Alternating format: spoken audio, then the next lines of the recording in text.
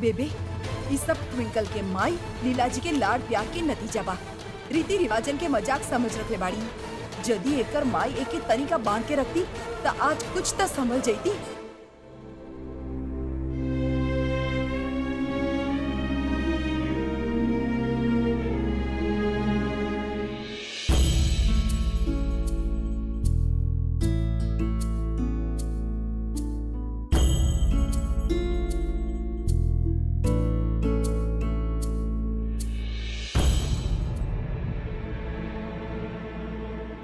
का बात बा।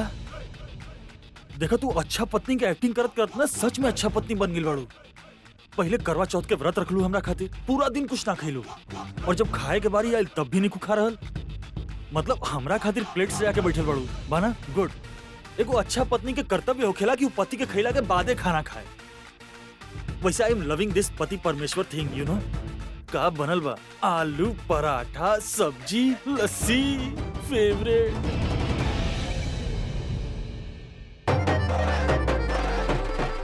कमाल बा, मतलब two good.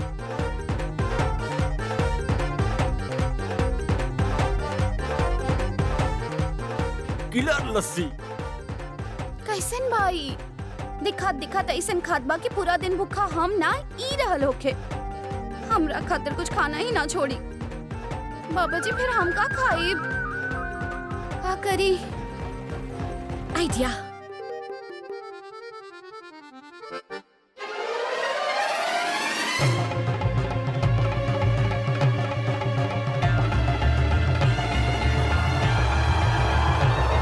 Twinkle, twinkle, twinkle पानी पिया। एक खा, एगो बाइट खा।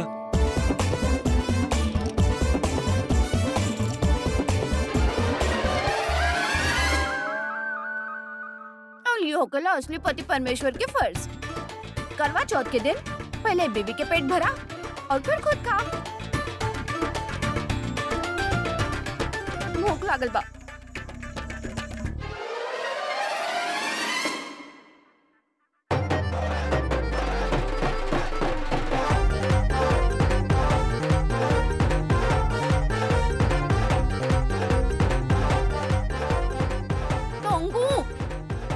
का कुछ समझ नहीं आवत का बोलत बाड़ू?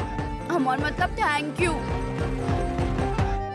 तू तो कहत रहलू कि कुंज और ट्विंकल के शादी असल नहीं थे, जबरदस्ती भइल बा दोनों के साथ। दोनों एक दूसरे के पसंद ना करेले। हाँ बेबी ये बात सच बा।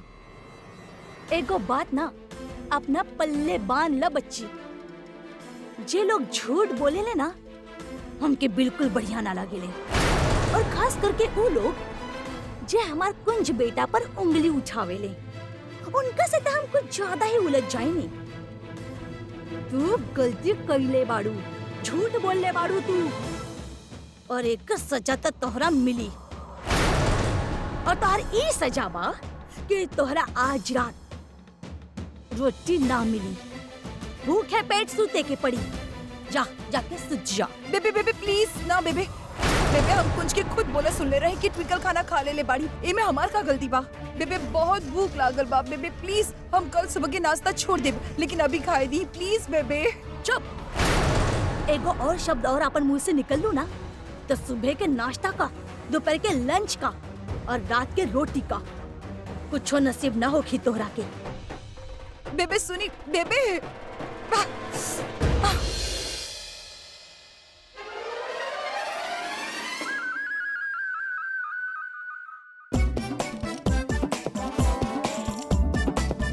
ऐसे का देखत बाड़ा? पहले कबो के उके खाना खाइत ना देखला तू? देखले बानी ना, बाकी ऐसे हफ्सी जैसन ना। भाई तो तू रुक काहे गेलू? खाना खत्म भइल बा, प्लेट अभी भी बचल बा, तू भी खा ल। खा जाई।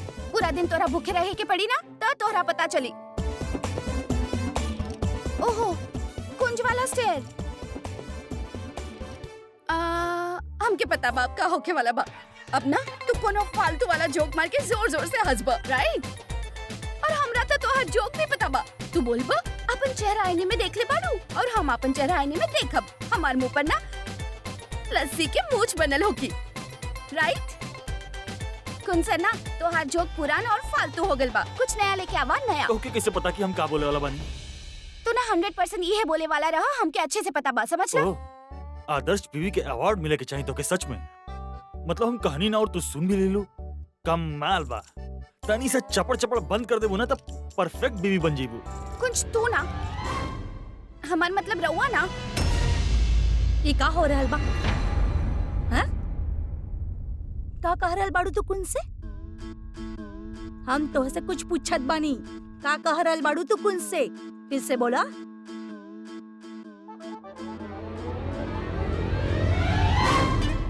कुछ ना हम बोलनी। तू ना तू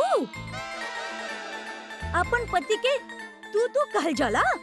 ओकरा से बात तू करके करबू? जी बुआ जी, हमके लगल हमरा से गलती हो गई, ऐसे हम खुदे सही करके रउआ बोल दीनी ना। सॉरी, हम अब याद रखब।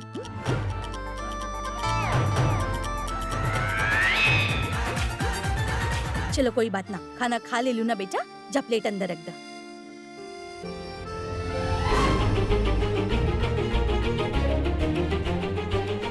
आराम से।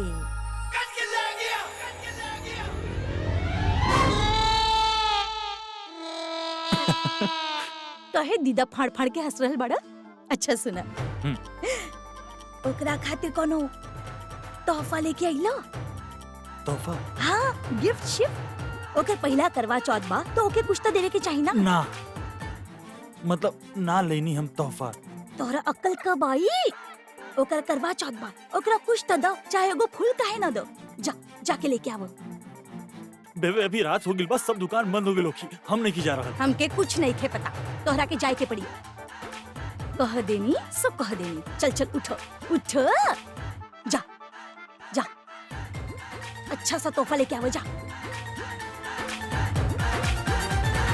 वाहेगुरु।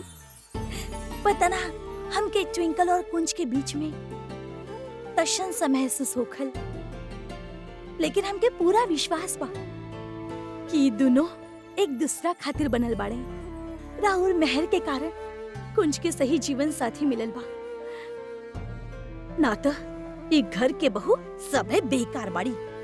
सुरजीत के कन्या 3 से पहले घर छोड़ के भाग गईली, और मनोहर के बीवी उषा वो कोनो काम के नहीं की, और उनकी उ त बाबा रब्बा नक चढ़ी। और हम तो बहू बन ही ना सकनी। अपन परिवार के खातिर हम ब्याह ही ना कईनी। वाहेगुरु, हमार कुंज के गृहस्थी बना के रखी है। हमके आशीर्वाद दी कि हम ट्विंकल और कुंज के और करीब ला सकी। कुछ तो खा ली ही। रवा तो पता बा, हर करवा चौथ की तरह ई बार भी राउर खैला के बादे हम कुछ खाई। बंद करा एगो पतिव्रता बीवी के नाटक। एक तू और तोहार बहन दोनों हमारी जिंदगी बर्बाद कर देली। का जरूरत रहे तोहार बहन के सुरजीत भाई के केस लड़के? का जरूरत रहे? तोहार बहन होकर केस जितावले पाड़ी। तू हमार लंबा उम्र खातिर बरत रखे लो। हाँ, का करबी लंबा उम्र के जब उम्र तोहरा साथे बितावे के बाम के का करब? तोहार बहन ना हमके सड़क पर लाके रख देली, सड़क पर। इमे हमार का गलती बा। हमार बहन के सामने हमारे एकदम ना चलेला। ओकरा जे ठीक लागल हो गईलस। रवा हमरा पर काहे नाराज होकत बानी? मुंह बंद रख।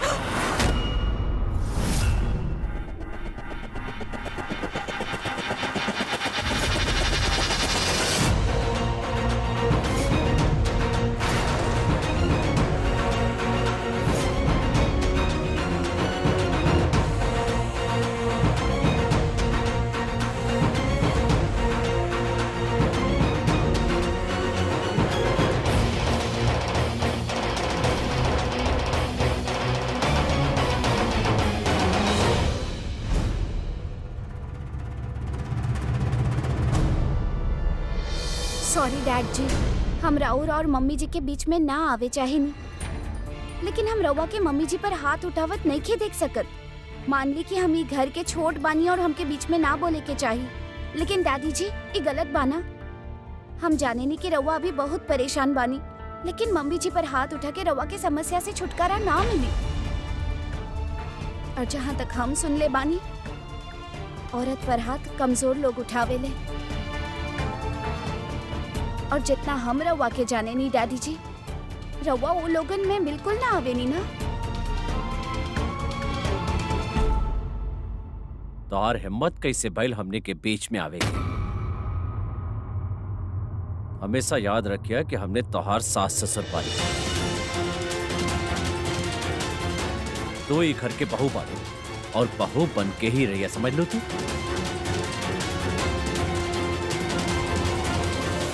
सॉरी डैडी जी, पर रवा एके हमार बदतमीजी मत समझी। हम मान ली कि हम ये घर के बहू बानी, लेकिन हम राउर बेटी जैसन बानी ना। और यदि हमार माँ बाप कुछ गलत कर रहल होखी हैं, हम उनका रोक तो सके नहीं। इतना तो हमार हक बाना डैडी जी।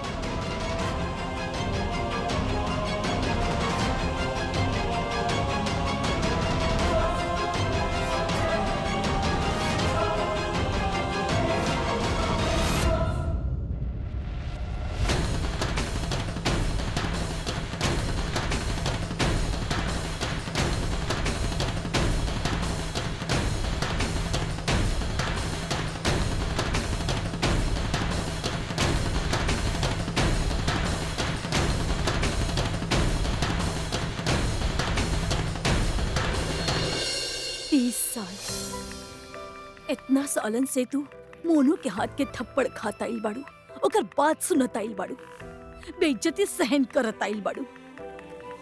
लेकिन आज एक घर में केहू त आइल बा जे मोनू के हाथ थाम लेबा, ओकरा रोक लेबा। केहू त बा जे तोहरा तरफ खड़ा बा। ई उही लईकी बाड़ी ना जकरा खातिर तोहार मुंह से तुको अच्छा शब्द ना निकलेला। तोहरी छोटकी बहू ना हीरा बाड़ी, हीरा। अरे सीखा एकरा से कुछ, कैसे वो मोनू के हाथ रोक ली और ओकर बेइज्जती भी ना कैली।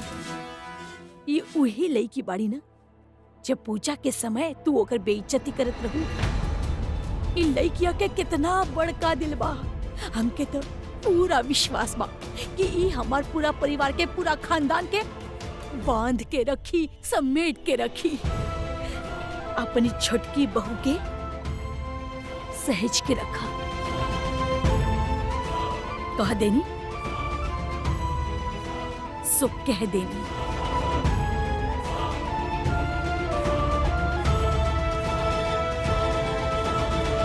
पता नहीं सब का हो रहल बा। अब बेबे भी ट्विंकल के साइड लेवत बाड़ी, ओकरा पसंद करे लागत बाड़ी।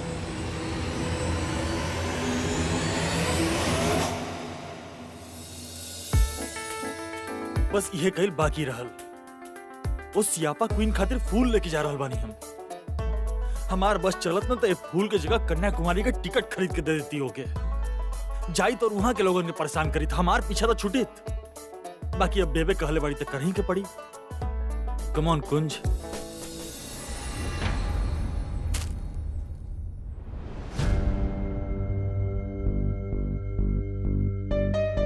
माँ,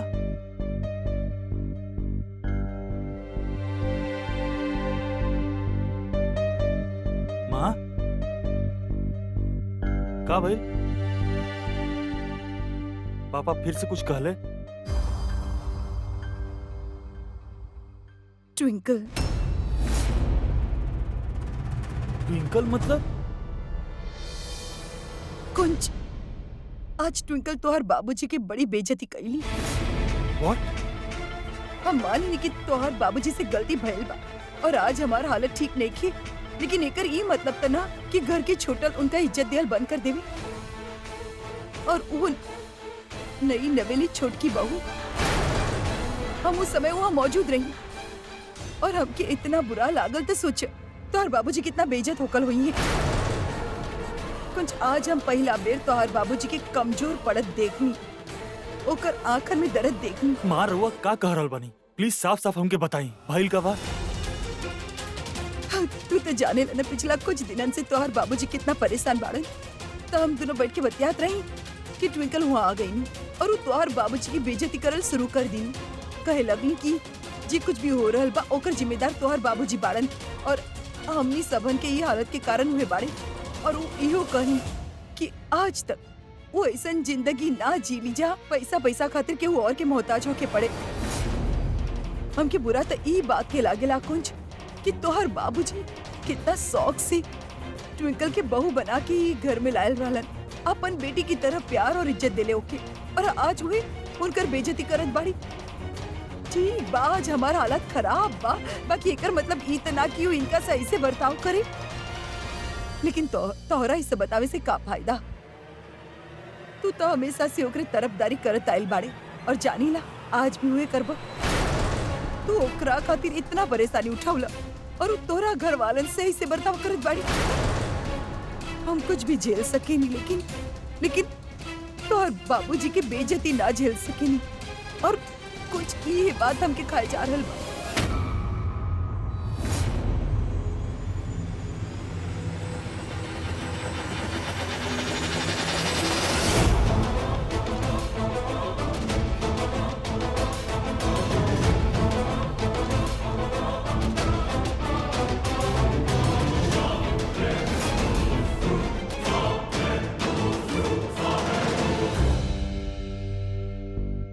हम डैडी जी के सामने बोल के कोनो बदतमीजी तो ना कर देनी, बाकी यदि हम ना बोलती तो वो मम्मी जी पर हाथ उठा देतन और वो गलत होखित। हमके कुंज से बतियावे के ही पड़ी, ओकरा सब बतावल जरूरी बा।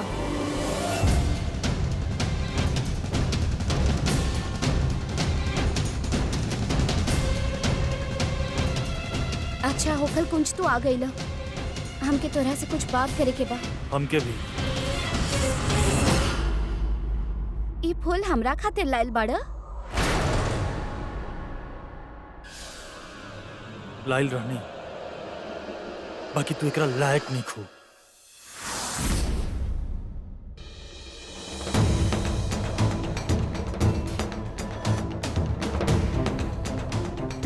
बिना सोचे समझे कुछ भी बोले लो।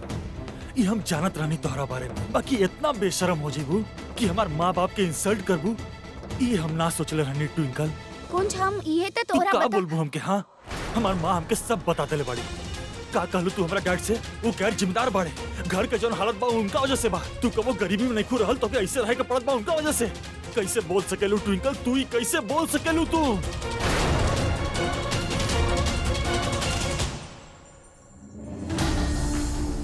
मम्मी जी कौन से झूठ काहे बोलली?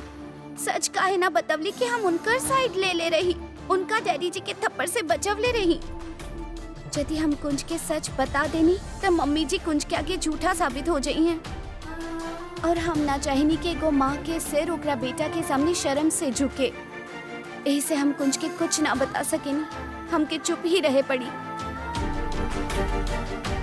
चुप काहे बाड़ू?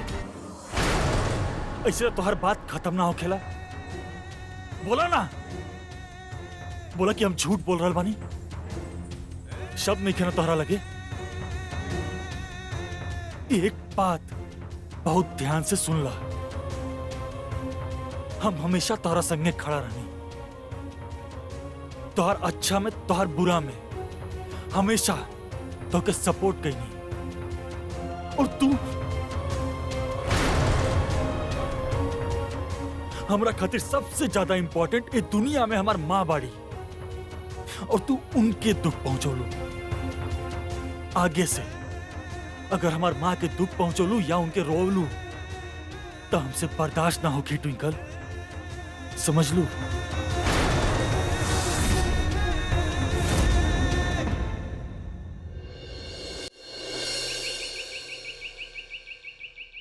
अरे आनंद, तू अपन माँ के छोड़ के ऐसे कैसे जा सकेला? प्लीज मत जाई। पापा के अभी राव जरूरत बा, हमनी सब के राव जरूरत बा। रउआ ऐसे कैसे जा सके नहीं एकदम से? कुंज रुके, हम भी चाहत बानी, बाकी घर के जौन हालात चल रहल बा ओमे रुकल पॉसिबल नहीं खे। हमार भी फैमिली बा यार, हम उनके ना देखब। और हमनी राव फैमिली नहीं की। निकी के डैड हमके लंदन में सेटल कर रहल बाड़े, तो हम का गलत करत आनी डैड? निकी बेटा, तू तो हमार बात माना। यदि हमनी सब साथ रहब तो कोनो मुसीबत के सामना कर सकेनी। मम्मी जी, डैडी हमनी के बड़ी चिंता बा।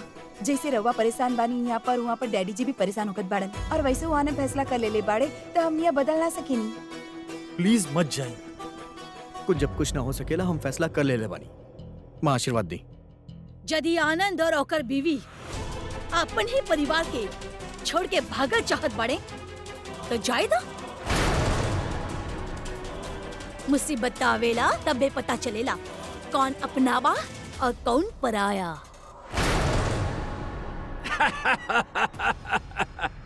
अरे माई मोनू के किस्मत एक खराब बा। पहले घर गईल, फिर बिजनेस, फिर पैसा, और अब ओकर औलाद भी ओकरा छोड़ के जा रहा। ओ माई अब ई मत कहिया कि ई सब हम कैले बानी। अरे ई तब भगवान के मर्जी बा।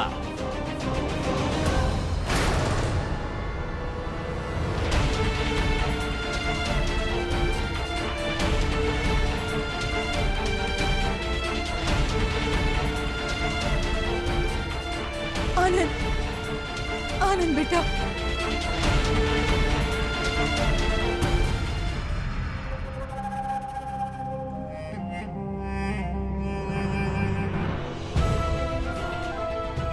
हमारे बैग के ठीक से रखिए, समझ लो।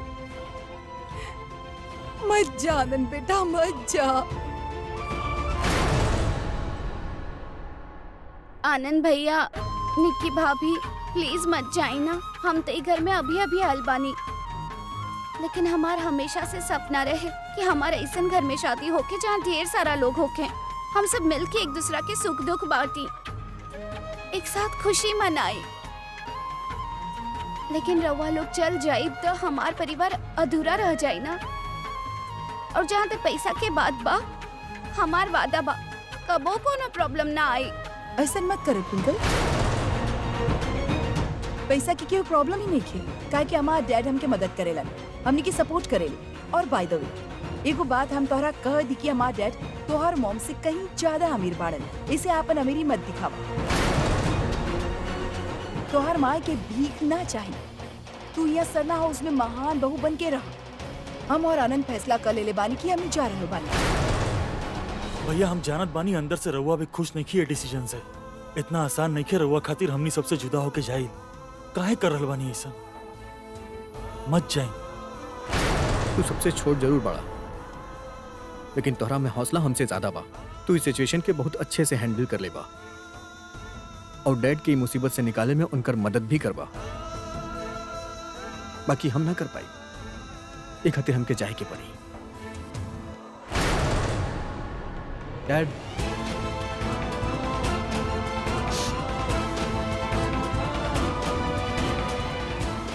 डैड अपन ख्याल रखो।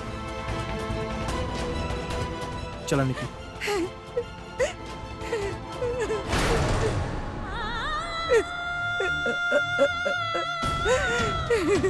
बस बस करा। बेबे, तोहर बेटा तोरा अकेले छोड़ के चल गई। कब तक यहाँ खड़ा रहबू? चलो। ना, आनंद भैया हमने के छोड़ के ना जा सकेले। हमके उनका रोके के ही पड़ी। आनंद भैया, निक्की भाभी, रुक जाई ना।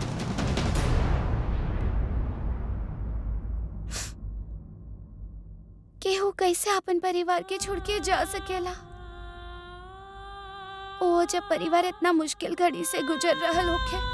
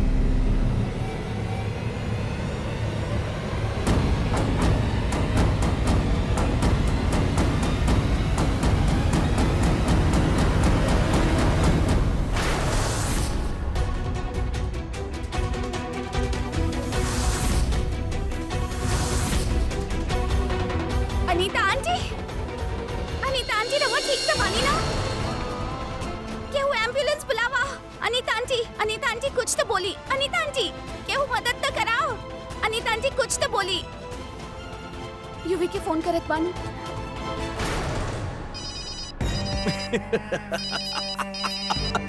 देख देख के कर फोन बा ट्विंकल के का बोल ले रही तरह से कि आई ई बेबी हमरा पास रोत रोत आई और आ गई। देख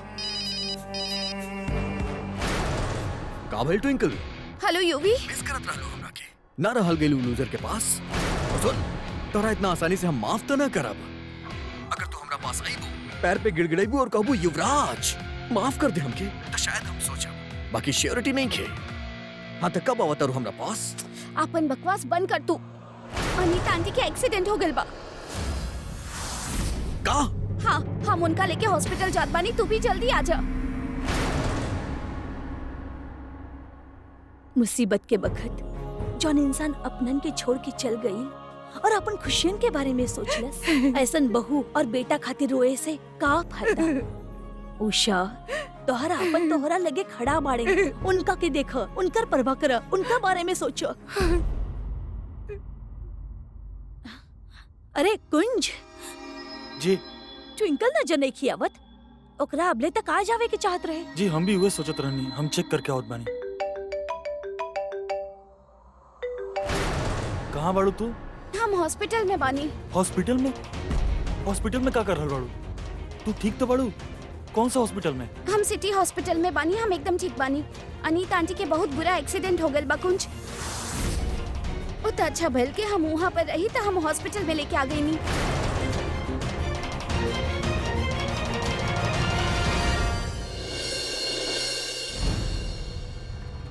ट्विंकल मॉम कहाँ पड़ी? ट्विंकल बताओ मॉम कहाँ पड़ी? हाथ हटावा युवी। अनीता आंटी ऑपरेशन थिएटर में बानी। कैसे भइली सब? तू देख ले रहलू? हमार घर के सामने वाला जे मेन रोड बा वहाँ पर एगो कार अनीता आंटी के। हम क्या अपन मॉम से मिले के बा? हम उनका से मिले चाहत बानी। शांत हो जा युवी। आंटी अभी ऑपरेशन थिएटर में बाड़ी। डॉक्टर जितना बेस्ट कर सकेले करत बाड़े उ। ट्विंकल जे भी कैले बना आई स्वेयर हम ओकरा के छोड़ब ना। तू गाड़ी के नंबर नोट कैले बाड़ू? हाँ हम गाड़ी के नंबर देख ले रही। हम गाड़ी के नंबर और पूरा डिटेल इंस्पेक्टर साहब के दे देले बानी और जे भी कैले बना वो पकड़ल जाई। तू टेंशन मत ल। ट्विंकल आई स्वेयर अगर हमरा सामने वो बंदा आ गइल ना तो हम ओकरा के खत्म कर देब। हम ओकरा के मार देब।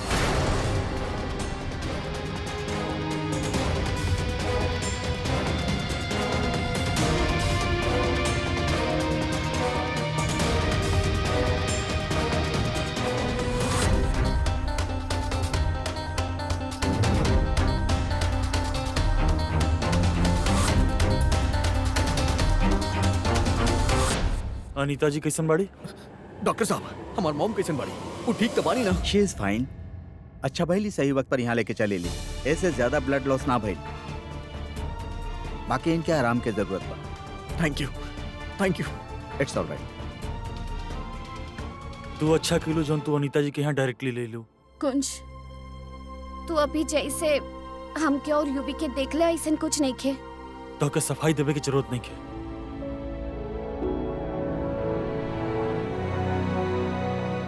मिसेज ट्विंकल सरना एक मिनट। रवा जी एक्सीडेंट के डिटेल देले रहली। ओकरा से हम कार के नंबर ट्रेस कर ले बानी। इंस्पेक्टर साहब के बाऊ नाम बताई। देखिए नाम भी पता चल जाए। फिलहाल हमने गाड़ी के नंबर केकरा नाम पे रजिस्टर्ड बा वो पता कर ले बानी। वो कार सरना फैमिली के नाम पर रजिस्टर्ड बा। का? सरना फैमिली?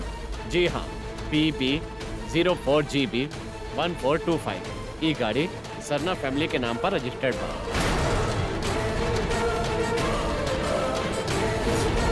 कुंजी तोहार प्लान रहे। पहले हमार मॉम के एक्सीडेंट करवेले फिर अपन बीवी के भेज के मदद के नाटक करत आ रे। ड्रामेबाज। गलत पंगा ले ले तू कुंज सरना। हमार मॉम के टारगेट ना करे के चाहत रहे तरह के। अब हम देख का करब। तरह तरह छोट हरकत ना करेली। हम कुछ ना करेली और ना ही मैं ट्विंकल के कोनो हाथ बा। इनफैक्ट हमनी के पास इसी नंबर के कोनो गाड़ी ही नहीं है। इंस्पेक्टर साहब अरे वो प्लीज क्रॉस चेक करी। मिस्टर कुंज 2 बार हम खुदे चेक कैले बानी और कंफर्म कैला के बाद हम यहाँ पर आइल बानी। वो गाड़ी सरना फैमिली के नाम पर ही रजिस्टर्ड बा। दोनों मियां बीवी मिलके हमार मॉम के हर्ट करे चाहत बाड़े। हम एकरा के ना छोड़ो। रुक जाए। ये हॉस्पिटल में धीरे बात करी। इंस्पेक्टर साहब, रउआ प्लीज हमरा पे विश्वास करी। अगर रउआ के यकीन नहीं किया हुआ तो रउआ हमनी के घर आके चेक कर सकत बानी। हमनी के लगे ऐसा नंबर के कोनो गाड़ी नहीं खे। ठीक बा, चलें।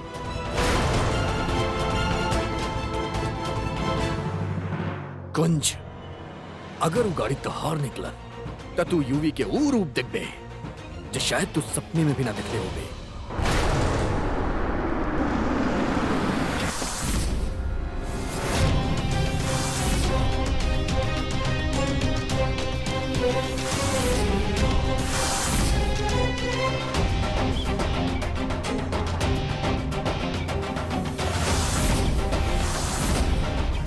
अरे बाबूजी कहाँ बारे रुआ?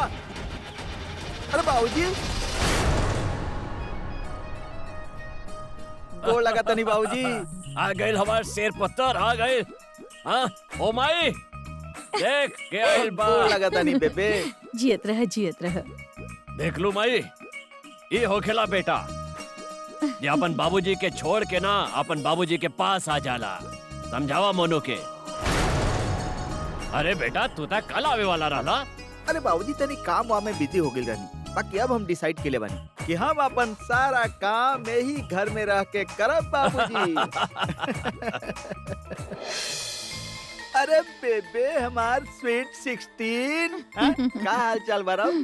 बेबे हम के को बात बताएं, इस शहर में आके केहू से नजर वजर मिलल कि ना राव रहा? चुप कर, शर्म करा। मजाक करत रहेले। अकल नहीं खे?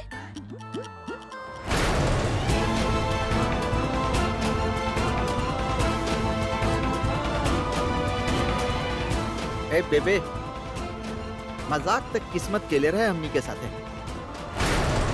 बाकी अब रुआ फिक्र मत करी, हम आ गए बानी ना, सब ठीक हो जाई। बजरंग बली के कसम, हर एक चीज के बदला गिन गिन के लेब हम। अपन बाबूजी के पसीना के एक एक बूंद के बदला। ए बेबे राव राख से निकला एक एक आंसू के बदला, और हर रात के बदला जब हमनी के भूखे पेट सुते के पड़ल रहल, और वो ई लोगन के वजह से। सत श्री अकाल चाचा जी। सत श्री अकाल चाची जी। बहुत खुश हो खब ना रउआ लोग हमके यहाँ पर देख के। हाँ? अरे आशीर्वाद ना दे रउआ लोग अपन पुत्र के। अरे खैर छोड़ी, वैसे रउआ लोग के उ नालायक गुड फॉर नथिंग बेटा कुंज कहाँ पर बा, और रउआ लोगन के नई नवेली बहू?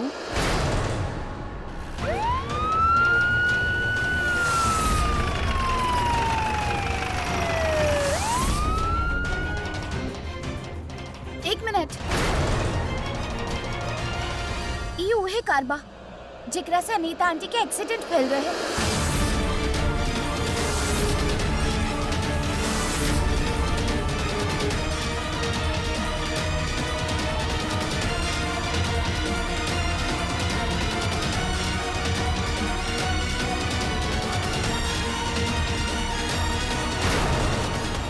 ओ देखा जी देखा, कुंज आ गईल। हमार छोटका प्यारा भाई कुंज। आजा भाई आजा, अरे गले लग जा।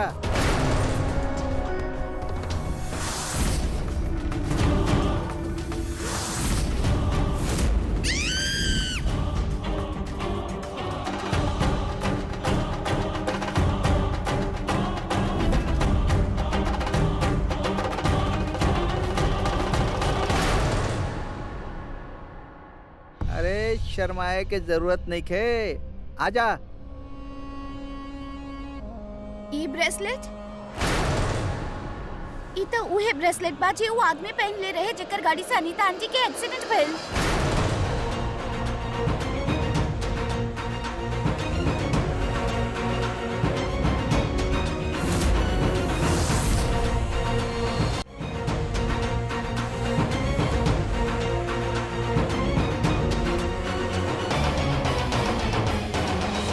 एक्सीडेंट? कौन सा एक्सीडेंट? बेटी तू का बोलत बाड़ू? अरे चाचा जी, ई कान आप शनाप बोल रहल बाड़ी राउर बहू? कौन एक्सीडेंट? कैसन एक्सीडेंट? हाँ? मिस्टर चेरी, रहुआ के अनीता लूथरा के एक्सीडेंट और हिट एंड रन के मामला में गिरफ्तार कइल जाला। You are under arrest.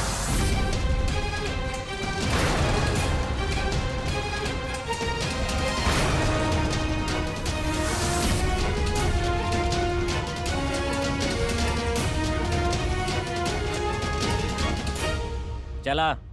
O inspector साहब, एक मिनट। यदि वो औरत खुदे हमार कार के सामने आके मरल चाहत रहल तो ओमे हमार का गलती बा? हाँ? रउआ हमके ऐसे गिरफ्तार ना कर सके नी। का सबूत बा रउआ लगे कि हमार कार वो औरत के टक्कर मरले बा? मिस्टर चेरी, हमरा लगे आई विटनेस बा, चश्मदीद गवाह मिसेस ट्विंकल सरना। ऐसे भलाई एकरे में बा कि चुपचाप हमरा साथ थाना चली। ओ इंस्पेक्टर, तो एके ऐसे गिरफ्तार ना कर सकेला। देखिए रहुआ सबन के जे कुछ भी बोले के बा पुलिस थाना में आके बोली।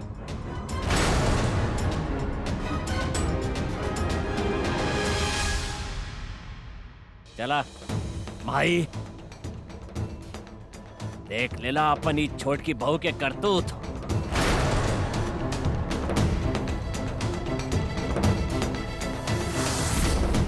रहुआ तो एकर बहुत तारीफ करत रहली। तेरे घर में कदम तक न रखलस और थाना पहुंचा देली ओकरा के।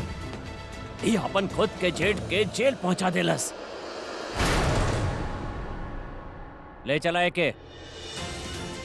अरे एक मिनट है, रुका। अरे बाबूजी, अरे बाबूजी, हमके नहीं जाए के जेल में। अरे कुछ करी ना बाबूजी। तू फिक्र मत कर, हम बानी ना, तू जा इनका साथ।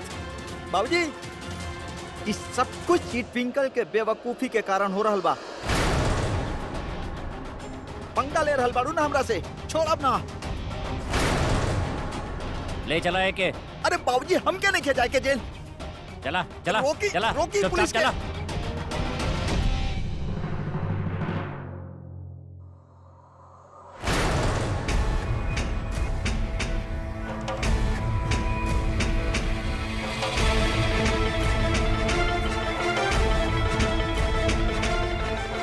यदि तू ये घर के बहू न हो तो ना, तो धक्का मार के तेरा घर से बाहर फेंक देते।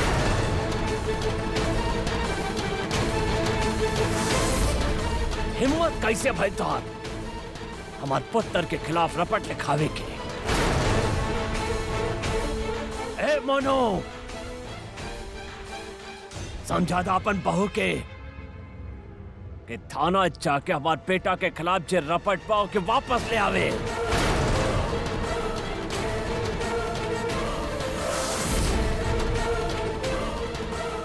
उल्टा हो गए ना हमार दिमाग, तो हम कुछ भी कर सकेली, समझ लो। यदि तो के अपन बहू के परवाह नहीं खे तो ना सही, बाकी हम के हमार बेटा के वो लेके थाना जाके रपट वापस लेके आवे। पर चाचा जी, यदि चेरी भैया एक्सीडेंट कैले तो इनका सजा मिले चाहिए ना।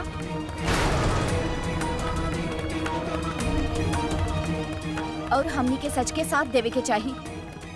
हम खुद देख ले रही, जे इंसान अनीता आंटी के एक्सीडेंट कैले रहे उहे ब्रेसलेट पहनले रहे। हम अनीता आंटी के खुद हॉस्पिटल लेके गए बानी। आई एम सॉरी चाचा जी, लेकिन हम ये सब जानबूझ के थोड़े कर रहल बानी। हमार रउआ लोग से कोनो दुश्मनी थोड़े बा। हम सब ता एके परिवार बानी। हम तो उहे करत बानी जे सही बा। बेबे रउआ प्लीज हमार बात के विश्वास करिए, हम सही कहत बानी। हमके तो पतो ना रहे कि जौन इंसान एक्सीडेंट कैले वो चेरी भैया बाड़न और वो हमार जेठ बाड़न। हम तो उहे कहनी जे एगो जागरूक नागरिक करत, और गलती चेरी भैया के ही बा। वो एक्सीडेंट कैला के बाद एक बार पलट के देख ले भी ना। बताइए इनमें हम कहाँ गलत बानी? ओए, तू कोनो इंसाफ के देवी बाड़ू जे हमके भाषण देत बाड़ू? तू ही घर के छोट की बहू बाड़ू, घर में रहा, घर के फिक्र करा। ऐसे परिवार के बदनामी होगी, सोच ले बाड़ू तू। खानदान के इज्जत के चौकी तक पहुंचा देलू तू, और हमरा साथ जबान मत लड़ाई। हाँ चला हमरा संग थाना, रपट वापस लेवे चलो। ट्विंकल FIR वापस ना ली।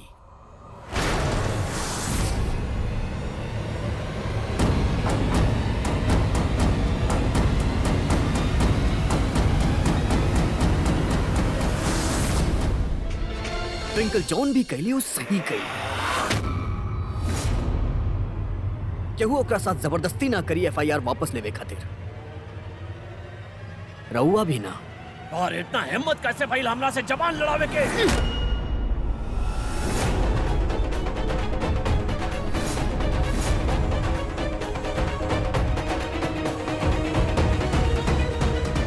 बस कर सुरजितवा, बस कर। कुंज बिल्कुल सही कहेला। जे कुछ ट्विंकल कहले बिया एकदम सही कहले बिया। ई घर के बहू सच्चाई के साथ देले बा। वो अपन रपट वापस ना ली और हम ई दोनों के संगे खड़ा बानी।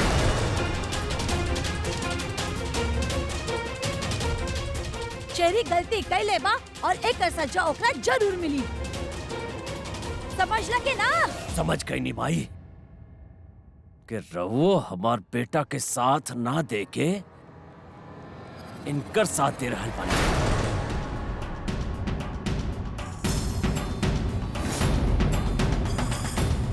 ठीक बाकी तो सब है। एक बात कान खोल के सुन ले कि आज हमार बेटा इनका कारण थाना तक पहुंच गई बा। एक एक पल जे चेरी थाना में बिताई ना ओकर बदला हम इस सबन से लेके रहब।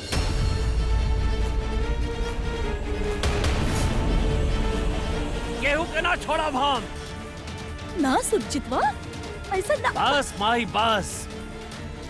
आज हमरा और एको बात नहीं की सुने वाला, काहे कि अब हमार बेटा के सवाल बा।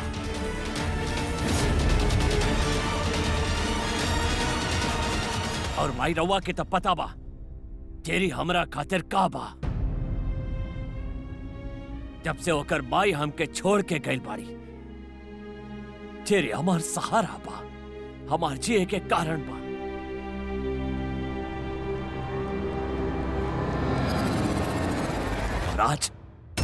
आज एकरा वजह से हमार चेरियो थाना तक पहुंच गए।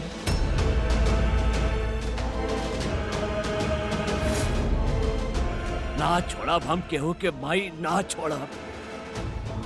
बदला लेके रहब हम, और वो सो समेत। सुरजीत, हमारी बात तो सुना।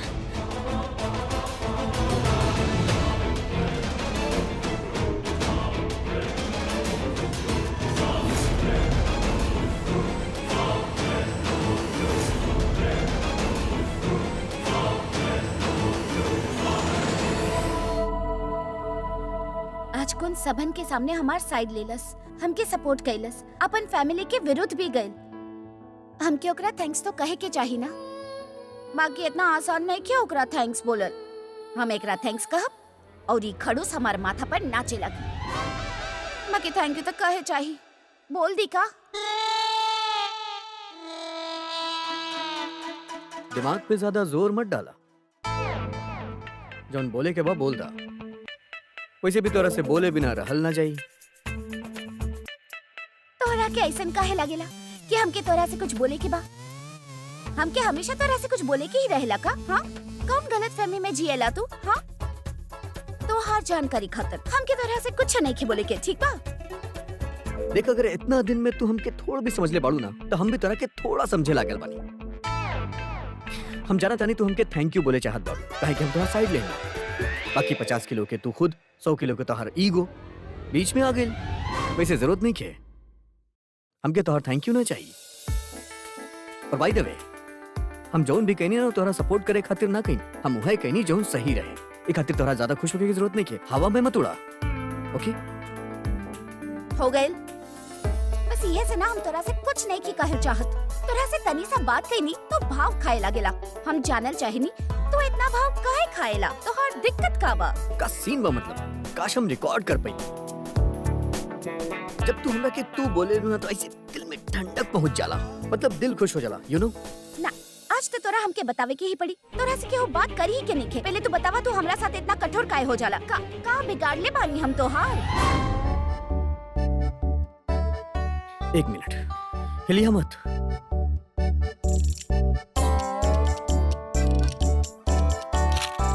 ई का ई फोटो खींचे के टाइम बा, हम तरह से कुछ पूछत बानी तो कुछ कहत बाड़े, तोहार दिमाग खराब बा। 2 मिनट चुप हो जा, 2 मिनट। और एकरा देखा,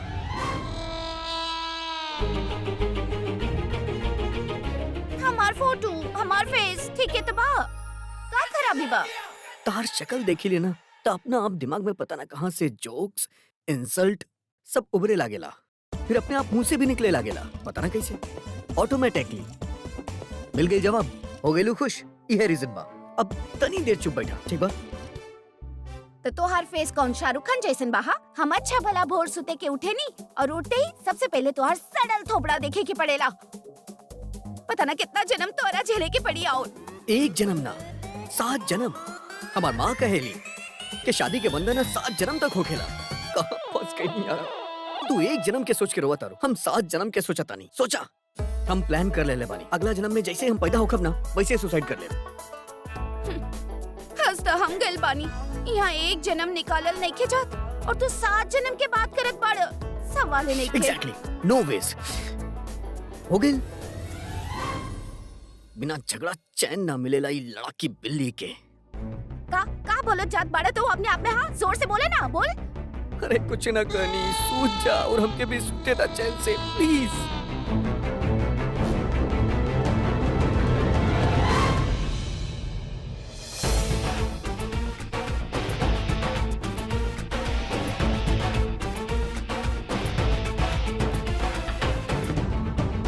ओके थैंक्स।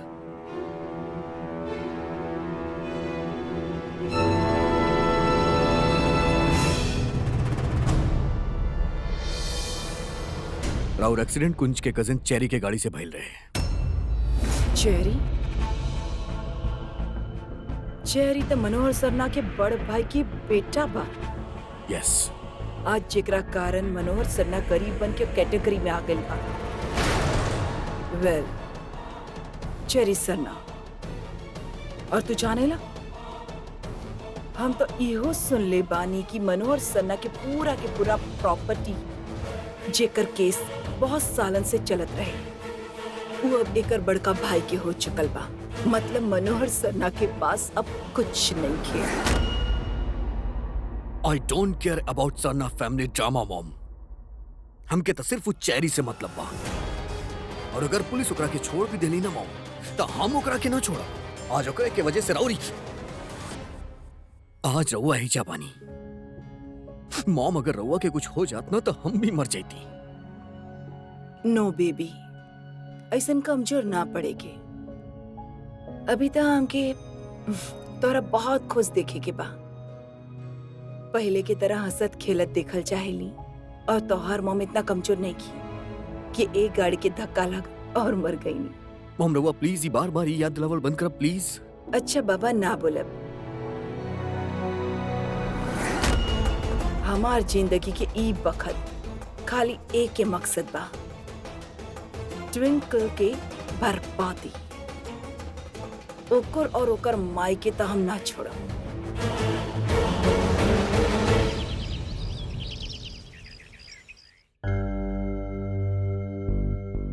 हम अकेले पुलिस स्टेशन जा सके नी कुंज, हम चल जाइब। ये झगड़ा करे के वक्त नहीं के, हमनी के वहाँ टाइम पे पहुंचल जरूरी बा। ये केस जल्द से जल्द सॉल्व करे के पड़ी। चला।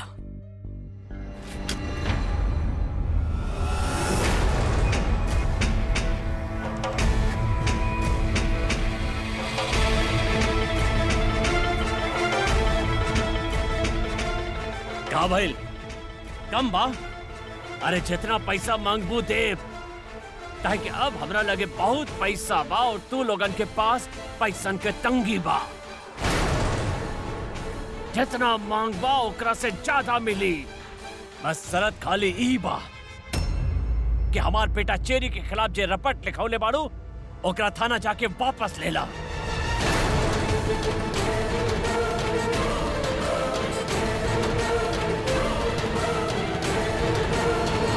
राहुल, पैसा संभाल के रखिए एकरा चाचा जी। काहे कि अगर लक्ष्मी की इज्जत ना करब ना, तो आज बा कल ना रही। और ये बात राउर से ज्यादा और के समझ सकेला। हम नहीं चलाता नहीं।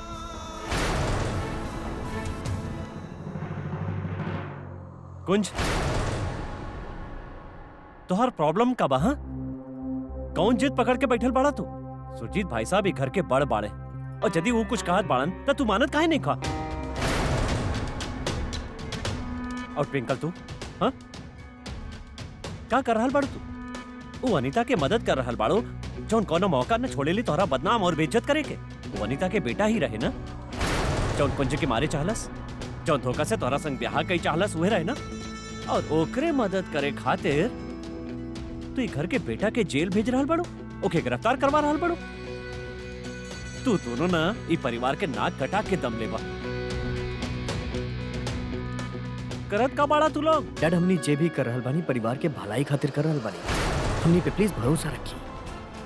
चला ट्विंकल।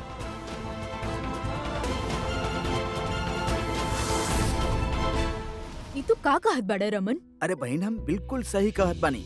अरे हमनी के ट्विंकल राव और बतावल रास्ता पर चल रहल बाड़ी और सच्चाई के साथ दे रहल बाड़ी। हमरा ओकरा पर नाज बा। बहन, हमरा कुछ जरूरी काम बा, हम अभी आ रहल बानी। अपन ख्याल रखब।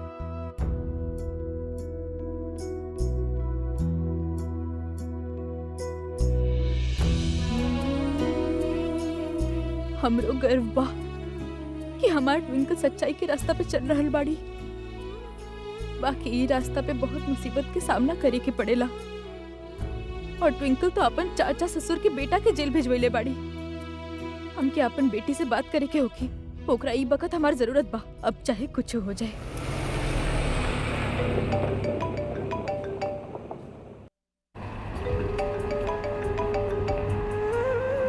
कुंज, माँ के फोन बा।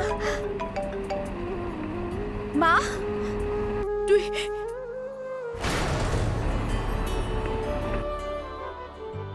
माँ हमरा से बात तो करी।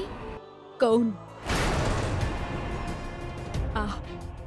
आई एम सॉरी, हम केहू और के नंबर डायल करत रहली, गलती से ही नंबर लग गई। सॉरी। माँ एक बार हमारी बात सुनी।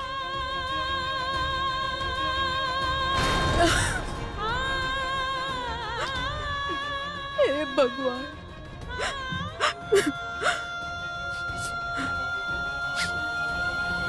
ना, हम कमजोर ना पड़ सकेनी। यदि हम कमजोर पड़ गई नी तो ट्विंकल कबो मजबूत ना होगी। हमके अपना आप के ओकरा से दूर रखे के पड़ी। यही में ट्विंकल के भलाई बा। हमके पता बा रउआ हमके गलती से फोन ना कैले रही। रउआ दुनिया से झूठ बोल सकेनी, लेकिन हमरा से ना। देखा ना कुंज, माँ हमके फोन कैले रही, बाकी हमरा से बात ना कैली। काहे करत बाड़ी वो हमरा संग ऐसन? ट्विंकल,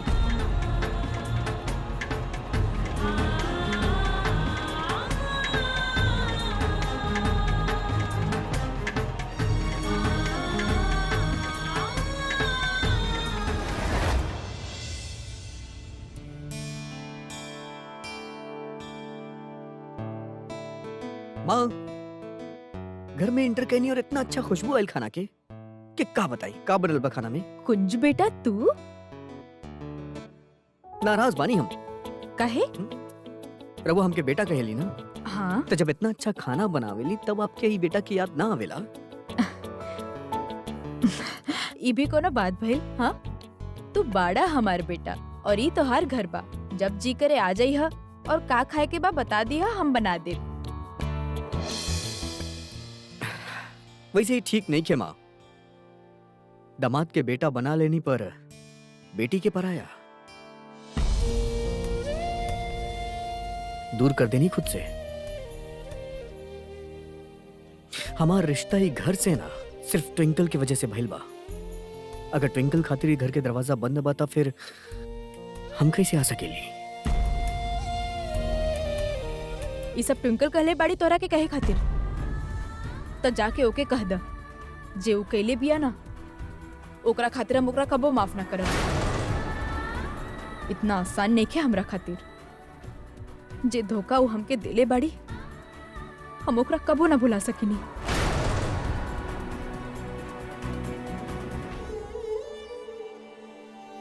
इतना कमजोर नहीं खे रउआ दोनों के रिश्ता। ओकरा चोट लगेला तो रउआ के दर्द होखेला, देखले बानी हम। हाँ, दूरिया आ जाला, हर रिश्ता में आवेला और समय के साथ चल भी जाला। बाकी हम वक्त के मोहताज नहीं की और ना रउआ दोनों के रहे देव, कहे कि रउआ दोनों के दर्द हमसे ना देखल जात बा। बस अब बहुत हो गए, जौन दूरी आयल बना रउआ दोनों के बीच, ओकरा अब हम दूर करब। ई वादा बा एगो बेटा के रउआ से।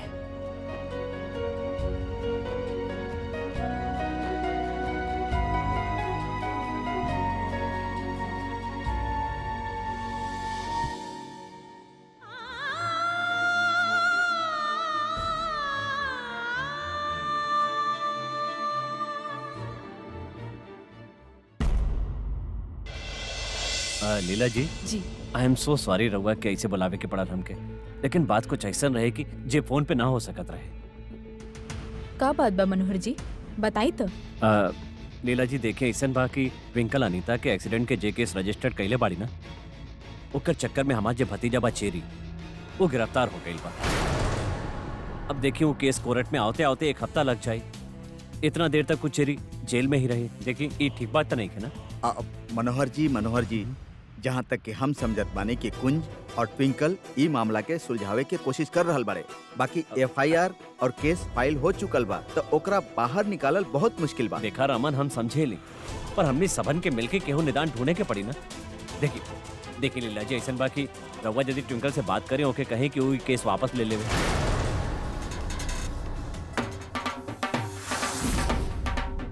लागत बा बाहर से आवाज आवत बा।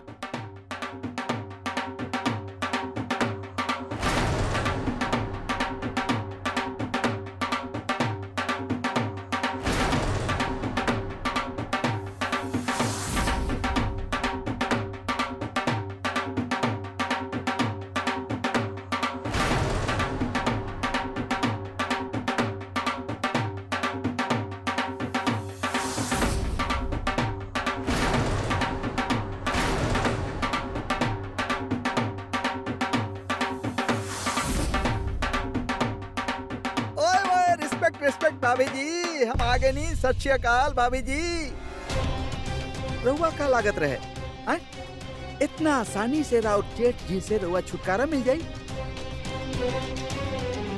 इतना आसान नहीं है भाभी जी। एगो रहस्य बताई रउआ के भाभी जी, पूरा हिंदुस्तान में ऐसा कोनो जेल नहीं है जे चेरी सरना के ज्यादा देर तक बांध के रख सके। ये बात याद रखिए भाभी जी।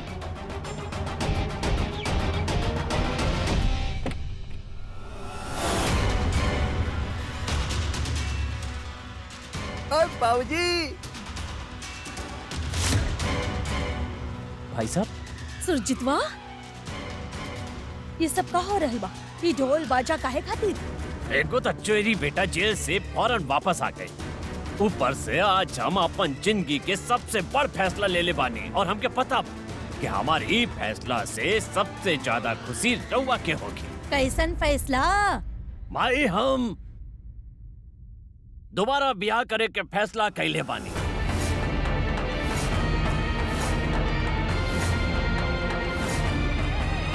रउआ मिला उनका से, अपन होखे वाली बहू से। 1 मिनट। अरे बेबे, हम आ गए नी। आवा जी आवा, आके अपन नया परिवार से तब मिलला, और आज से ई घर ई परिवार तोहरे बा।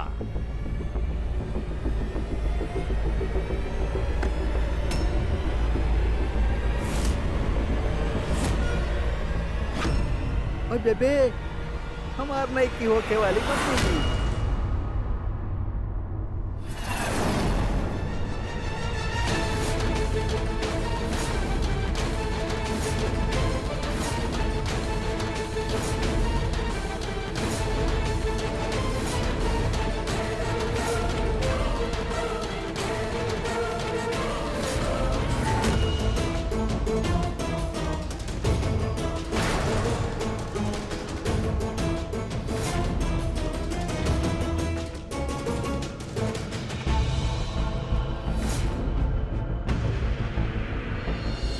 लीला आपन बेटी के होके वाली चाची सास की स्वागत ना करबू समधन जी।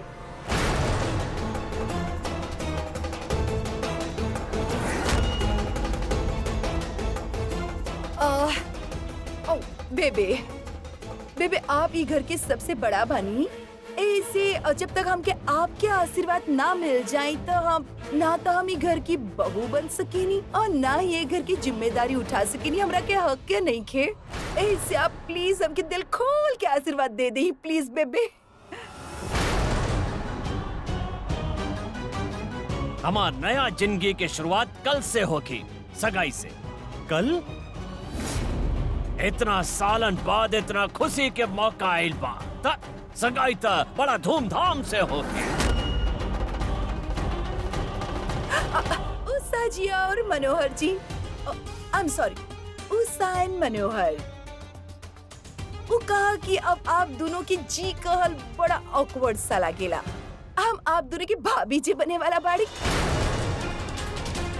हमरा के बताबा आप लोग रिश्ता के अच्छे से समझे ले ही तो कोनो प्रॉब्लम नहीं खे। वैसे रहुआ चाही तो आप हमार पैर वे छू के आशीर्वाद ले सके नी, कोनो दिक्कत नहीं खे। वैसे उषा जी आई मीन उषा आपन जेठानी से मिलकर कैसन लागत बा?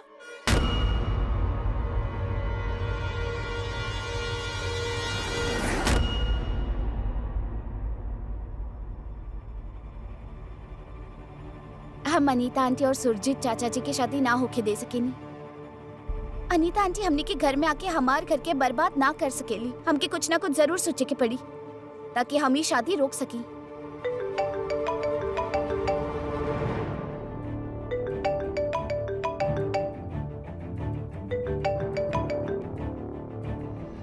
हेलो रोशनी भाभी, हाय।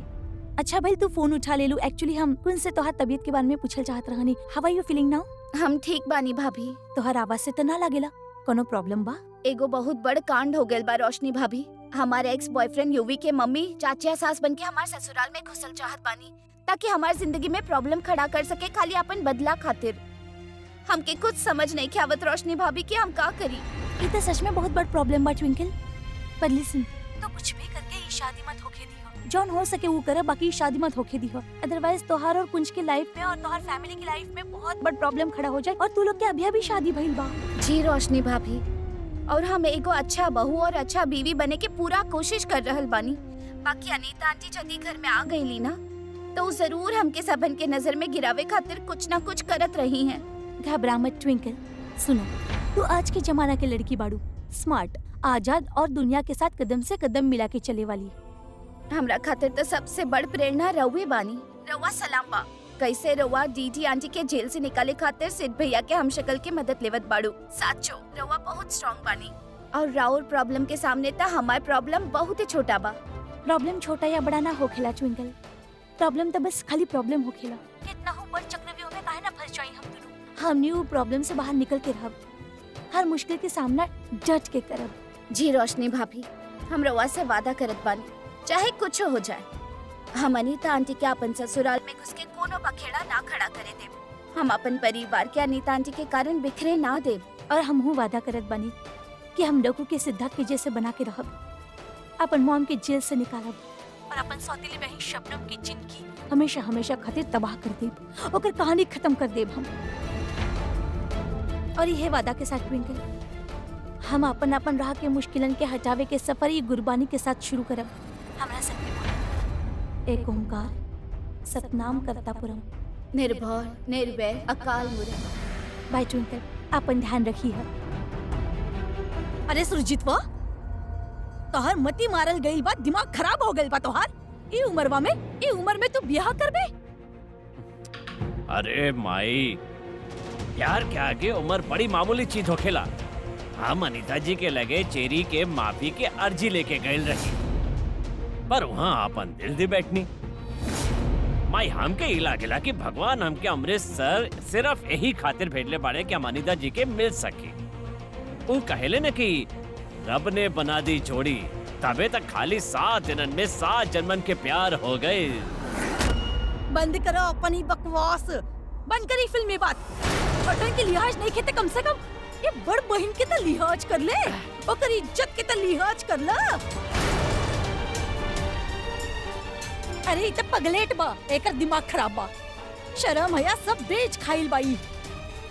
बाकी तू तोके का भइल बा हैं? तू तो एगो औरत बाड़ू ना, ये सब करत तोहरा शोभा देवेला और तोहर उम्र बा बियाह के। हमके तो पता चलल बा कि तोहार बेटा बड़ा सियान बा, बियाह लायक बा। ओकर बियाह के बारे में ना सोच के तोके तोहार बियाह के पड़ल बा। शर्म आवे के चाही तोहरा के। बेबे रवा यह दिख रहल बा ना कि दुनिया ही रिश्ता के बारे में का कही,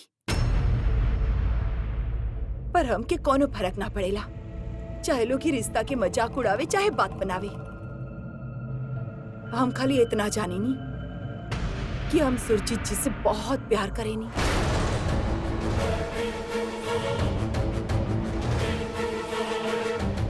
और कैसे ना करी, ई दिल के कितना अच्छा बाड़े। अरे बस करा, बंद करा अपन ही नाटक। तू केकरा बेवकूफ बना रहल बाड़ू? हाँ, हम अच्छा तरह से जानत बनी तू इस घर में काहे आ रहल बाड़ू, काहे इनका संग रिश्ता जोड़त बाड़ू, ऐसे कि तू हमार बेटी के जिंदगी बर्बाद कर सक। ये तोहार एगो और नया हथकंडा बा। तू खाली हमके और ट्विंकल के परेशान करे चाहेलू और कुछ ना। कितना बड़ा बात कर देलू तू लीला। सुरजीत जी आखिर हमार जी भावना बा, उनका कितना गंदा रूप देले बाड़ू तू। छी, दरअसल गलती तोहार नहीं की, गलती सबे हमार बा। हमके लागल रहे कि हम तोहार बेटी के चाची सास बन के ई घर में आई तो हमनी के बीचों एगो नया रिश्ता बनी, लेकिन शायद पुराना दुश्मनी इतना जल्दी खत्म ना होखेला। हमके सोचे चाहत रहे कि तू हमके इतना आसानी से माफ ना करबू। यदि हमके ट्विंकल के जिंदगी बर्बाद करे के होगी तो हम ये हद तक गिरती का, झूठा प्यार करती, जबरदस्ती की शादी करती। सुरजीत जी, रवा प्लीज हमके माफ कर दी। हम रवा से बहुत प्यार करेनी, लेकिन 7 जन्मन के साथ निभावे के जी वादा कैले बानी हम रवा से, शायद ऊ करके हम बहुत बड़का गुनाह कर देनी। हमके प्लीज माफ कर दी और जाए दी यहाँ से। I am really sorry.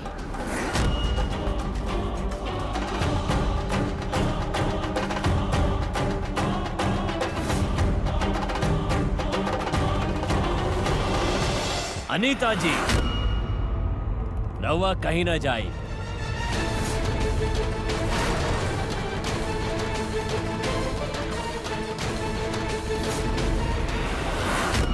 और रवा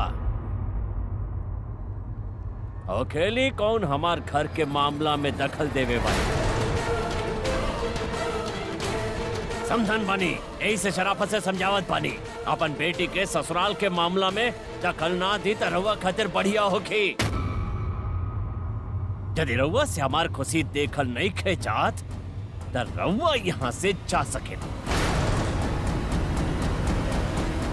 1 मिनट चाचा जी। आई एम सॉरी चाचा जी, यदि रउआ हमार बात खराब लगे तब, और हम रउआ से कोनो बदतमीजी भी ना कल चाहिनी, लेकिन हमार माँ के घर में आवे के पूरा हक बा। वो घर में आई है भी और अपन पक्ष भी रखी है। वो बड़ी प्यार और विश्वास से हमारी शादी घर में कैले बाड़ी, और यदि उनका हमरा लेके कोनो बात खटकेला तो वो अपन बात बिल्कुल कह सकेनी। रउआ प्लीज हमार माँ से ऐसे बात मत करिए। और ट्विंकल भाभी जी, बस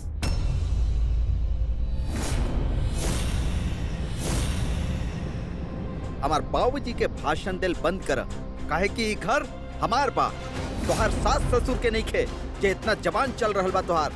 एक शब्द भी यदि तू और तोहार माँ कहली तो दोनों के घर से उठा के बाहर फेंकवा दे।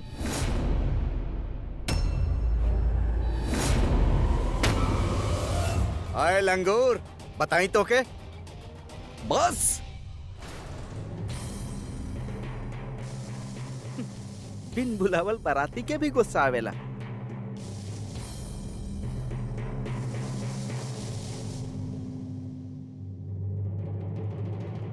हमार बीवी और हमार माँ से ई लहजा में बात कइले तो हमके राउर लेवल पे उतरे के पड़ी। और अगर हम रउआ लेवल पे उतर गए नहीं ना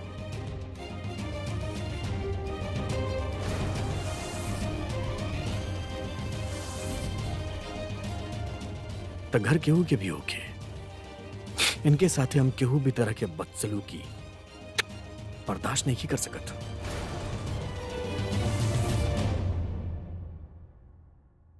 छोट बड़े ना हमसे तो छोट बन के रह।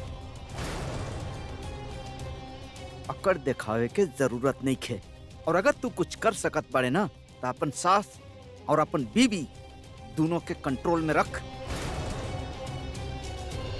अरे जब हमके कोनो एतराज नहीं खे अपन बाबूजी के शादी से, तो ई लोग के का प्रॉब्लम हो रहा बा हमार बाबूजी के घर बसत देख के? चेरी भैया, हमके प्रॉब्लम चाचा जी के घर बसे से नहीं खे, प्रॉब्लम हमके इनका से बा। हम और माँ इनका बहुत सालन से जाने नी। ये कबो के उसे प्यार कर ही ना सकेनी, खाली अपना आप से प्यार करे नी। चाचा जी अनीता आंटी बहुत स्वार्थी बानी, इनका खाली अपना आप से मतलब बा और ये रउआ खाली यूज करत बाड़ी। रउआ समझे की कोशिश करी। बस ट्विंकल बस, हम और बकवास बर्दाश्त न कर सकेनी। हम यही सोच के आल रही कि हमारा अपन परिवार बा, पर रवा लोगन की हमरा से इतना ज्यादा नफरत बा तो हम या और ना रुकल चाहेनी। सुरजीत जी, हम ना चाहेनी कि हमरा कारण राउर घर में इतना प्रॉब्लम होखे। प्लीज हमके माफ करी, हमके जाए दी। हम काली ना अनीता जी, रवा कहीं भी न जाए। और यदि केहू के हमार होखे वाली मेहरारू से तकलीफ बा तब बेशक वही घर छोड़ के जा सकेले। और तू एक बात कान खोल के सुन ला, तो तारी तेवर अपन सास ससुर के दिखाइया। एक बार और अनीता जी के खिलाफ अपन मुंह खोल लू ना तो हमरा से खराब केहू न होगी। एक घर के दो छोट की बहू पाड़ो तो छोटी ही बन के रहा, चुपचाप सर झुका के, समझ लो। चाचा जी,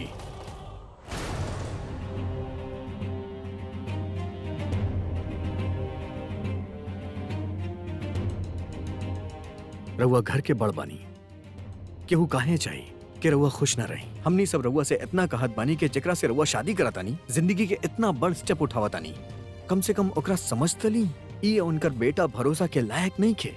जितना बार ये लोग पे भरोसा करे की कोशिश कैनी ना, हमेशा धोखा ही खाइल बानी बदला में। ऐसे में सब कुछ जानत हुए कैसे रउआ के खाई में गिर जाए दी। चाचा जी, हमार बात समझे के कोशिश करें। रउआ के अंदाजा भी नहीं खे चाचा जी का ना कैले बाड़े ये लोग कौना हद तक गिर चुकल बाड़े ट्विंकल और ओकर परिवार के परेशान करे खातिर, सिर्फ अपन बदला लेवे खातिर। चला यार, कुछ मान लेनी कि तुझे कुछ भी कहा बड़ा सही कहा बड़ा, बहुत खराब बाड़ी अनीता जी। और तोहार ससुराल वालन के साथ उनकर बहुत पुराना दुश्मनी बा। तब बेटा हम तोरा से एगो सवाल पूछत बानी के में हम का करी। हमके तक खाली अनीता जी के प्यार से और अपन जिंदगी से मतलब बा।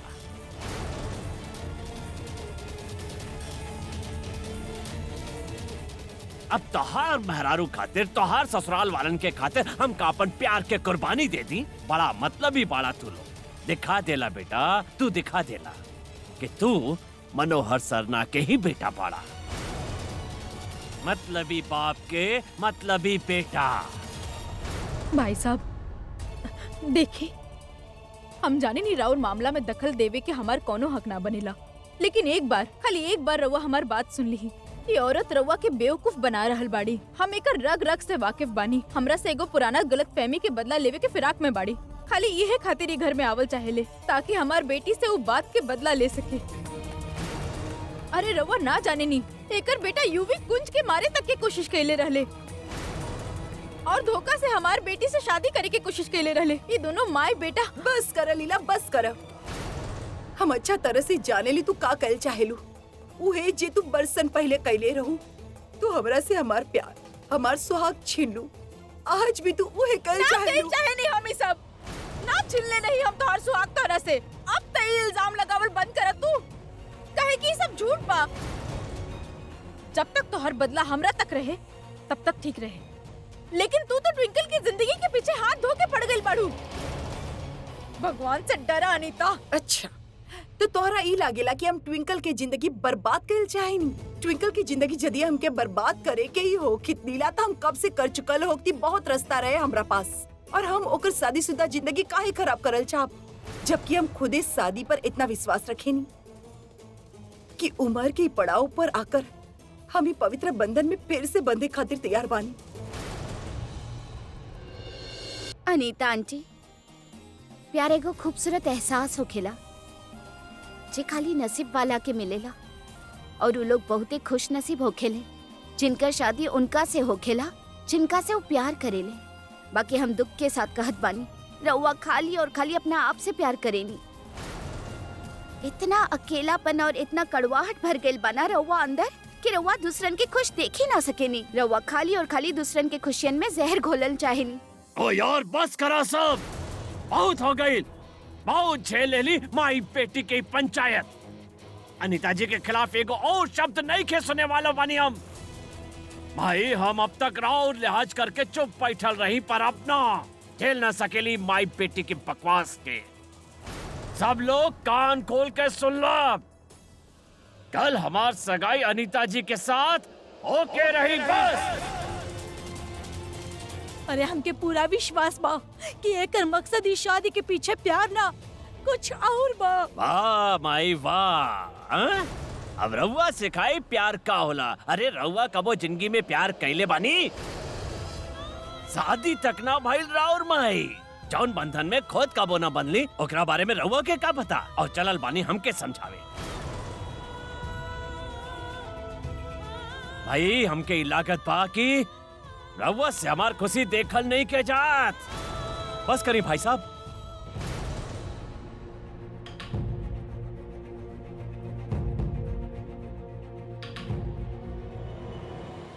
रउआ के पता बा रउआ केकरा बारे में बात कर रहल बानी?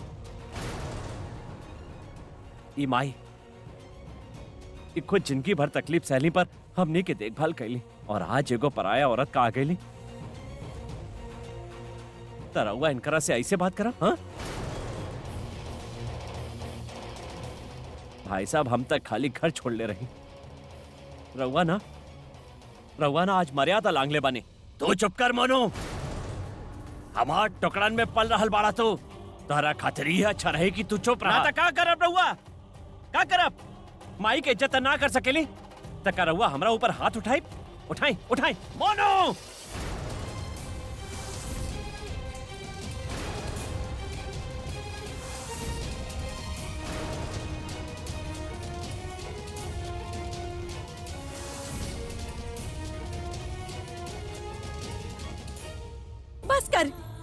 बस कर सुरजितवा, बस कर।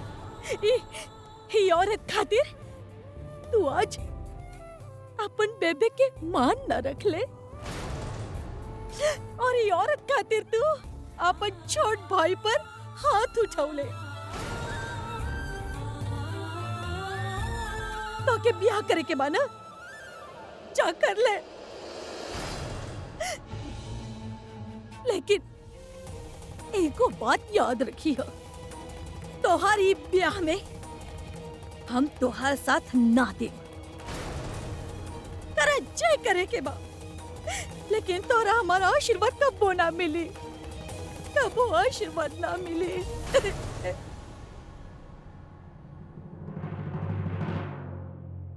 ठीक बा माई, और सब कान खोल के सुन लो, कल हम इस सगाई करके रहा। चलिए अनीता जी।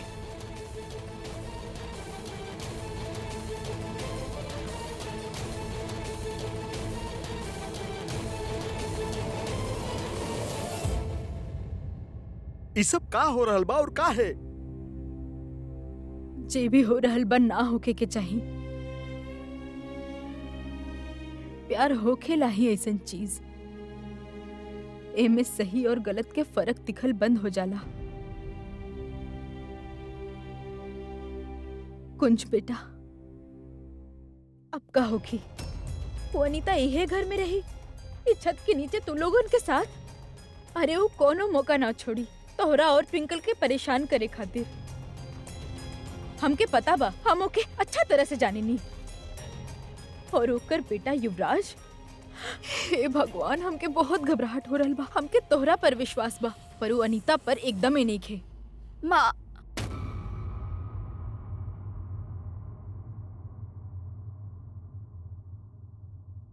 रमन, हमके चले के चाहिए। बेबे चाय। बेबे हमके मालूम बा रउआ के चाचा जी के बात के बहुत बुरा लागल बा, लेकिन चाचा जी उ सबे बात गुस्सा में कहले बाड़े। हम माने नी कि चाचा जी मम्मी जी पापा जी से नफरत करेले, वो हमरो के ना पसंद करेले, लेकिन उ राउर बहुत इज्जत करेले और ये उनकर आँखन में दिखेला। देखब उ रउआ से माफी मांगे जरूर आई हैं। बेबे हम ही घर के छोट बानी और हमके बड़न के बीच में ना बोले के चाहिए, लेकिन बेबे आज हम चुप ना रह सकत रही। हम अनीता आंटी के बचपन से जाने नी और हमके अच्छा से पता बा कि वो चाचा जी के फायदा उठा रहल बाड़ी।